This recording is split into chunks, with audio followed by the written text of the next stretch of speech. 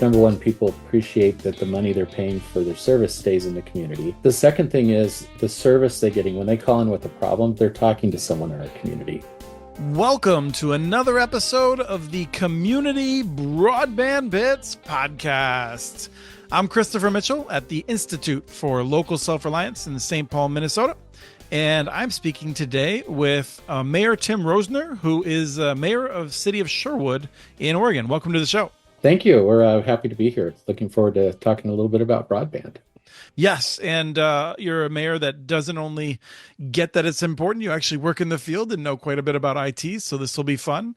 We also have Brad Crawford, who is your IT director. Welcome to the show. Thank you, and nice to be here.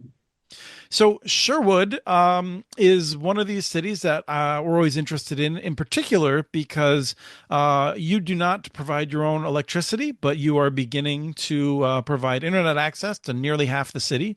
Why don't we start with I'll ask you, Mayor, to just tell us a little bit about Sherwood, and then we'll get into how you got into the fiber business. So Sherwood is a urban community on the south side of the Portland metro area. We're the gateway to wine country, as we like to talk about it down here. About 21,000 population, about 85% residential. So we have quite a few residential homes here. We got into broadband years and years ago. I'll let Brad go into the detail, but we've been doing this a long time. And I think an important thing to note is we look at broadband. It's not just about serving our businesses and our households within the city. We were actually reaching out into the rural areas around us. And between fiber we own and fiber that we lease, we have fiber all through the Tri-County area around the Portland metropolitan area and service mostly outside the city commercial customers, but we are expanding our residential footprint outside the city as well. So we've been doing this a long time. Team does a great job. Very proud of what we're doing. And Brad will get into this in a second. I think you got started to support some of the businesses in your community, but you're primarily residential. That's what you were saying, right? If you just look at raw accounts now, that's correct. But we got started to support businesses, and we've really viewed it as not just a amenity for our residents, a very important amenity, but also as an economic development tool in terms of bringing high quality jobs to the city.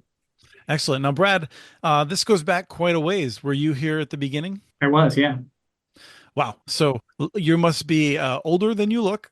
Give us a sense of what was going on 20 years ago. I started at the city, November of 2000, and I feel like it was about a month after I started here, the then city manager said, "What do you think about building a community broadband network?" And it kind of started there, and I guess we fast forward to 2003, 2004, we formed the Sherwood Broadband Utility, had a little bit of seed funding from the Urban Renewal Agency to kind of build some backbone fiber to some of the data center in Portland.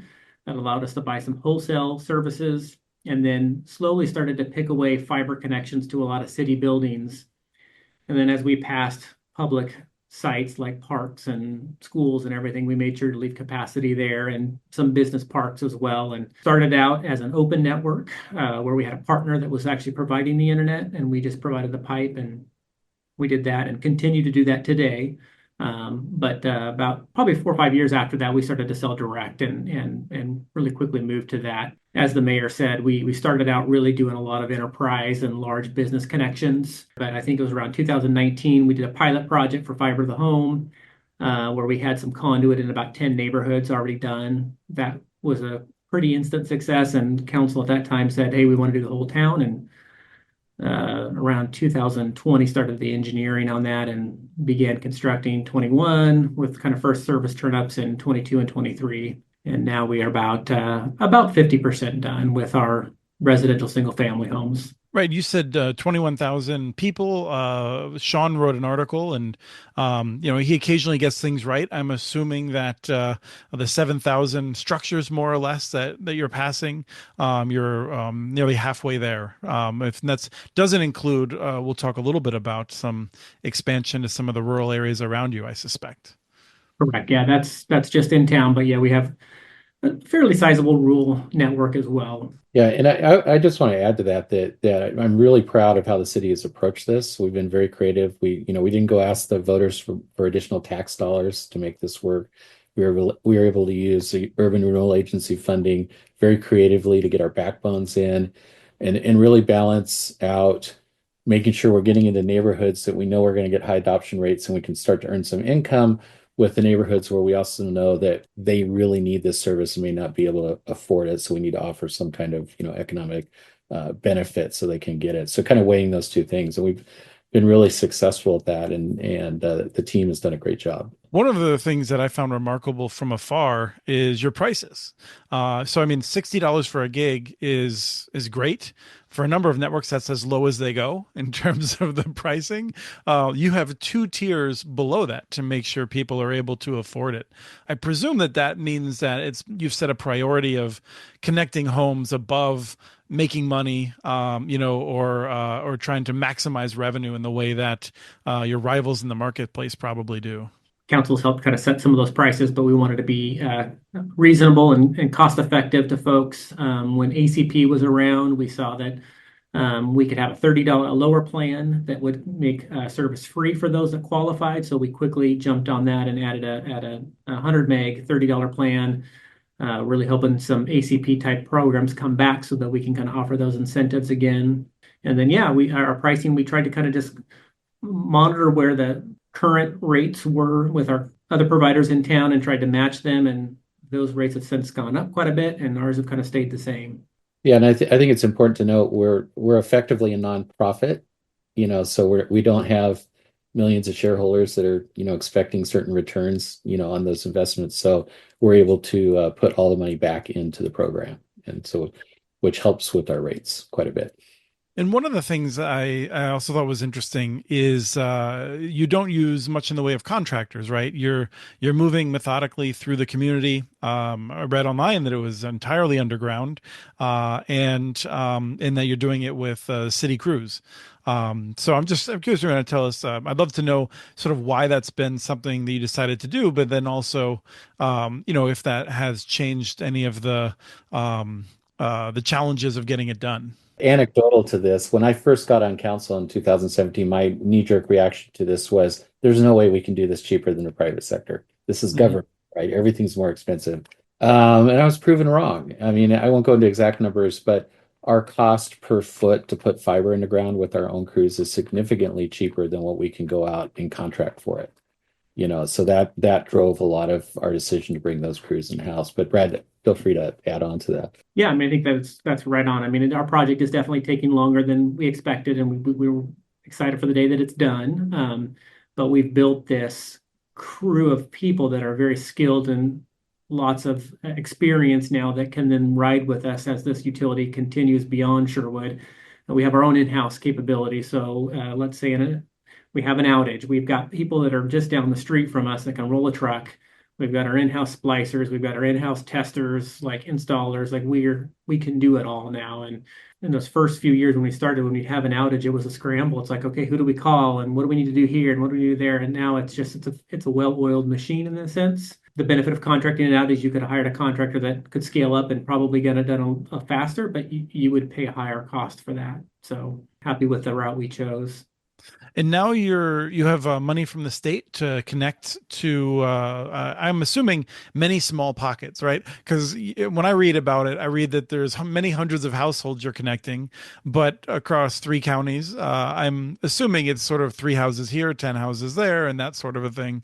We've got a couple of grant opportunities rolling in. We were able to get a federal earmark from Andrea Salinas, helped us get about a little over $1 million for rural expansion. And then we got a $9 million BDP grant, which the state's administering the program, but it actually came from ARPA dollars. So the BDP is the large one. That was about a $9 million, is a $9 million project. And surprisingly, it's a fairly dense rural area just outside of Sherwood. And I think that's in our work in this was a kind of eye-opening as how short a distance you can go outside of Sherwood before you got to people that had 1 meg DSL, pretty common, or no DSL at all. So this area is south of Sherwood. It kind of will fill a major void of service just to the south of us. About 600 and I think 77 homes, 600, close to 700 homes that will be in the project area, and hoping to get that started here within the next couple of months, actually. Does that create any tension for you in particular, Mayor, or others on the council, where we've seen challenges with communities where you're building out and you're going slow, making sure you're financially responsible, and then you have an opportunity to go outside the city, and people are like, "Why are you connecting that guy when they're not even in the city, and I want to be connected?" It's a great question. We're mainly using our crews to do the city project, and we'll continue to do that. So these projects will go out and hire other crews, to do that. So it's not, that's usually my answer when I get asked Hmm. that. But in general, our community's been very positive. Most of the comments I get are, "I can't wait to get it." It's not, "How come you haven't gotten my neighborhood yet?" Or anything like that. I mean, there's always a few, right? But for the most part, the vast majority of the people are really excited about it. I'm curious about the Net Promoter Score. We've seen some real impressive results from the real community focused internet service providers. How's yours? I was going to try and pull it up because I always forget exactly what the number was, but I believe it was an 87. We did it back in, I think it was November of 23, I think. Yep. The example that we were given was rural broadband providers had a high score of 40 in the 40s, and we were it's either 87 or 92. I don't have it offhand right now. Well above other larger ISPs in the region, I'm sure, Yeah. from what we've seen. Yes. Anecdotally, this story, I love to tell the story because, I think one of the reasons we score so high is because, and what our polling has shown is, number one, people appreciate that the money they're paying for their service stays in the community. That actually pulled higher than price, believe it or not. Hmm. The second thing is the service they're getting when they call in with a problem, they're talking to someone in our community, and that person cares a lot more about the community than someone, say, that's in New York talking to someone in California. In a great anecdotal story on Facebook, Brad will remember this story. Someone piped up, "Hey, my Sherwood broadband just went down," and one of our counselors picked up on that and immediately let Brad know, and they were on it, and they had him up within an hour, and that person posted back on their, and I'm paraphrasing a little bit, but they say, "Hey, the city called, I'm up and running. One of the counselors let staff know," and I won't say who the carrier was, but they go, "I bet carrier ABC's board would never do that for one of their customers." So we got a kick out of it. But I think it speaks to, you're getting your service at the community level, and people really enjoy that. Yeah. And you as a resident of Sherwood get to kind of put in a request of how the policy of your provider is set, right? Like when it comes to pricing, there's a public process for that. When it comes to if net neutrality ever crops its head up again, that's a local decision, not a national decision. Right. Those are the benefits. The drawback is I feel like for a smaller network, if you have a really good net promoter score, often that means the manager is not getting as much sleep over the course of the year because you're actually making sure you take care of stuff. One of the things that helped us out a little bit was, before we started fiber to the home, we had 15 years of experience doing this. So we had some staff in hand that had some history here, knew how the network was ran. We had some pain points that we knew that we'd experienced before. So as we're essentially building a brand new network with the fiber to the home, we were able to kind of address some of those things that we've seen in the past that help us keep kind of reliability at the forefront. That's a really important point because in my work on the Oregon Broadband Advisory Council, we're working with a lot of cities around the state that are evaluating the BEAD program and the BDP program. And if you're a city and you want to do this, you can't go from, in a year, have a whole fiber to home network running. Our path was starting out simple with backbones, on an open network, as Brad mentioned, and we slowly built this, over approaching 2 decades, right? There are steps you can take immediately and get a lot of benefit for your community, but it takes some time to build the expertise and the processes and the programs to be successful at this. Yeah, we saw that also in Sandy, which had a similar run up. And I'm curious when you mentioned that board, two people who are both in the tech sphere, both on local governments of fairly similar size. Are you guys friends or nemesis, you and Jeremy over there at in Sandy? Well, we're not competitors, that's for sure. But I know Jeremy a little bit. We're not on the Jeremy's not on the OBAC anymore, so Mhm. we don't interact at that level. But I wouldn't say we're a nemesis at all. I could imagine you two being rivals. There'd be a hilarious story there somewhere. Well, in terms of bragging about our broadband networks, for sure, yes. Well, did you get together? And Brad, I mean, did you run into the folks from MyNet or Sandy at all? Or Yeah, absolutely. And actually, it's funny enough, we have our quarterly call on Tuesday where all of us community broadband operators get together and just share stories, and we're very much collaborative. So back in the day, I think Sandy started their utility around the exact same time we started ours. They started the wireless route and then moved into fiber, and they definitely have the jump on us on the fiber to the home side, but definitely collaborative.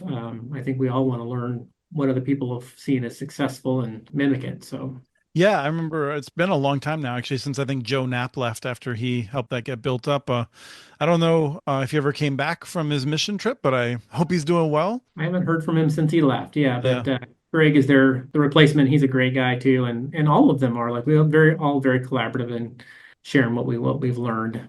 So let's ask about just the challenges. Have you faced, I mean, you described it a little bit, there's sort of normal challenges of running a business, but are there any interesting stories that you'd want to share about challenges you've been able to overcome? The biggest challenge on my mind is just the time and getting the project done. And you got anxious customers who really want it really bad, and you see those emails come in and the interest come in, and you want to give them the service as bad as they want it. So it's just kind of timing that out and knowing that each neighborhood that we do is a little bit different. So one neighborhood may go really fast because of the makeup of the streets, and neighborhood may not go as fast. So it's hard to give somebody a timeline because I think that's the thing that everybody wants to know is when can I get it? And we really can't give them an accurate number or a day. Mayor Rosener, I'm curious if you want to share any stories about sort of the good moments where people are excited about it. Any anecdotes around that? Because I'm sure that if someone steps on a flower in the course of underground construction, you'll hear about it. So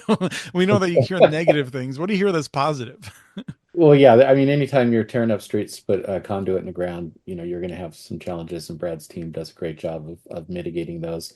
And it's comparative, right? Because they'll compare it to the other utility that was out there. So we usually fare well in those Right. comparisons. I just told one of the positive stories. In terms of broadband, I'm really excited about getting it out to the rural areas. We're getting the city side done, but there's real need out there, and that really came out in the pandemic. And we had a lot of kids stuck at home where they didn't have good service. You heard all the stories about putting Wi-Fi routers on buses and loading up libraries and all that stuff. So even though the pandemic's over, that need is still there, right? And so much of what we do in our communities, from healthcare to education, and all those things are so dependent on internet service and good internet service.